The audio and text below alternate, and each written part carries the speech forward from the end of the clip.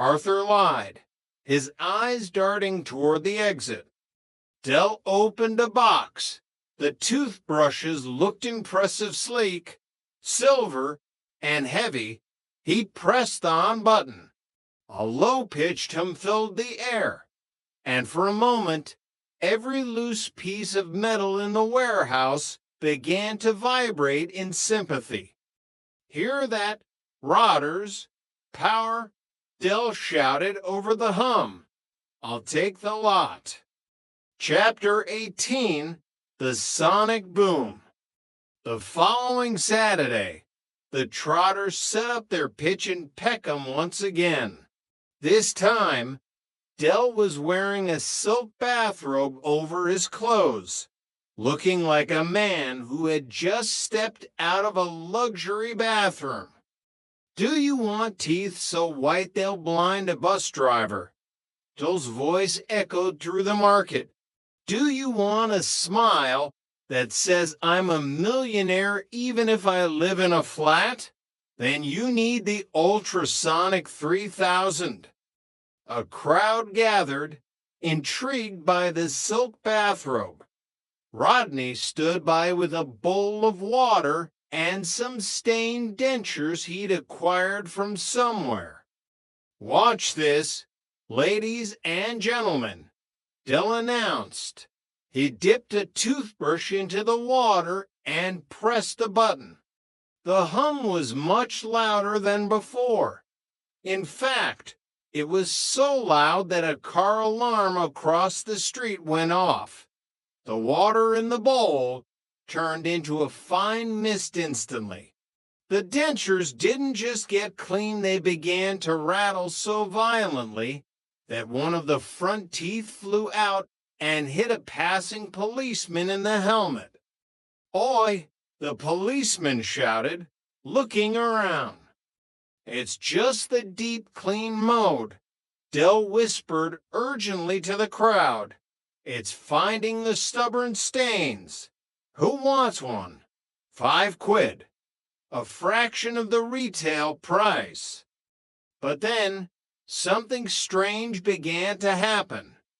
A pack of local dogs, led by a particularly large Doberman, began to howl in unison.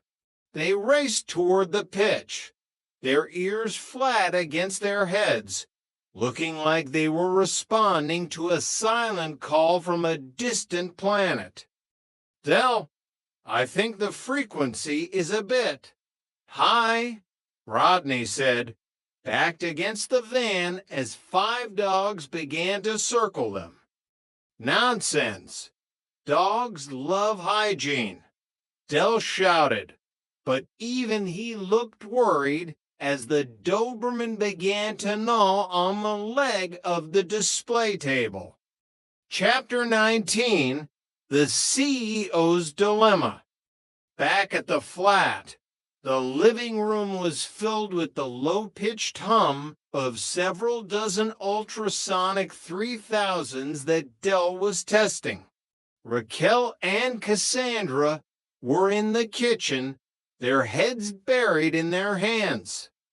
"Rodney," Cassandra said, her voice trembling with frustration, "as the managing director, can you please tell your consultant to turn off the miniature jet engines? My teeth are literally vibrating in my head." Rodney walked into the living room. "Dell, turn them off. The neighbors are complaining that their television signals are scrambled, and every cat in the building is currently hiding under a sofa."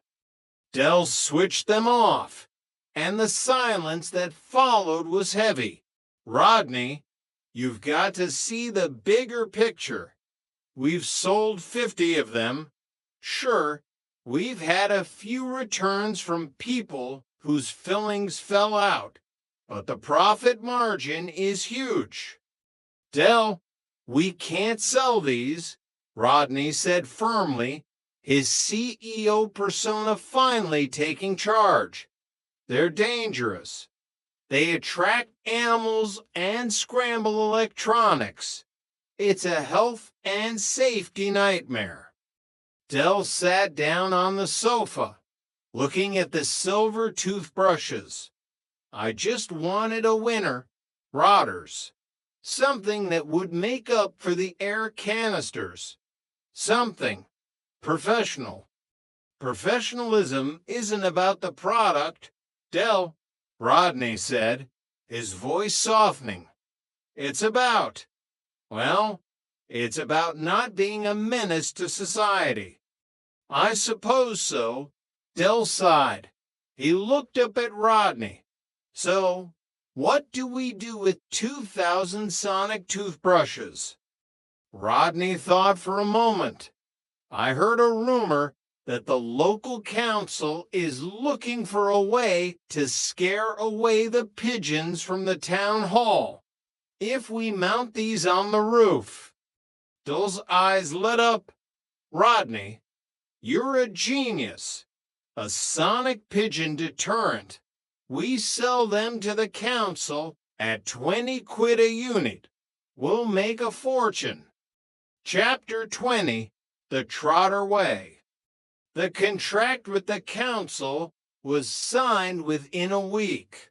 The ultrasonic 3000s were installed on the roof of the Peckham Town Hall, and for the first time in 50 years, not a single pigeon dared to land within 100 yards of the building. Dell and Rodney stood on the pavement across the street, watching as a confused bird hovered in midair before screeching and flying toward Brixton. Look at that, rotters. Innovation, Dell beamed, pocketing a check from the council. We've done a public service and made a tidy profit. That's the Trotter way. Yeah, Rodney admitted, a small smile appearing on his face. I guess it worked out. They walked back toward the Nag's Head, the familiar sounds of the city surrounding them. They weren't millionaires, and they weren't in Barbados. They were in Peckham, with a bankrupt business, a yellow van, and a family that drove them crazy. But as Dell pushed open the pub door and waved a greeting to Trigger and Boyke, he knew he wouldn't have it any other way. You know, rotters, Dell said, leaning against the bar. I've heard a rumor about a shipment of slightly used solar-powered calculators in Dartford. They're smart, apparently. They can predict the weather. Rodney groaned and took a deep sip of his pint. Here we go again. No, really, think about it.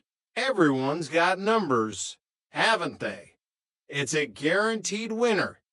As the sun set over Peckham, casting long shadows across the concrete towers, the Trotters were still dreaming, still trading, and still against all odds together.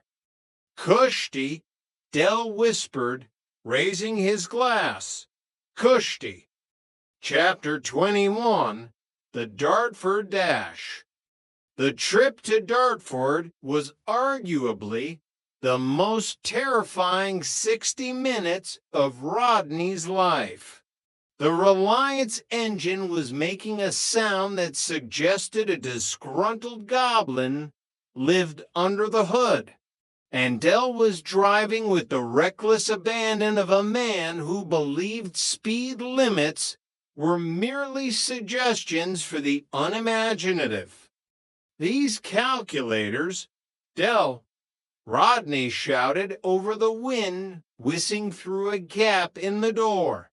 Predicting the weather. It's mathematically impossible. A calculator is for long division, not for telling you if you need a brolly. It's about the sensor, rotters. It's got a barometric quartz processor Dell replied, narrowly missing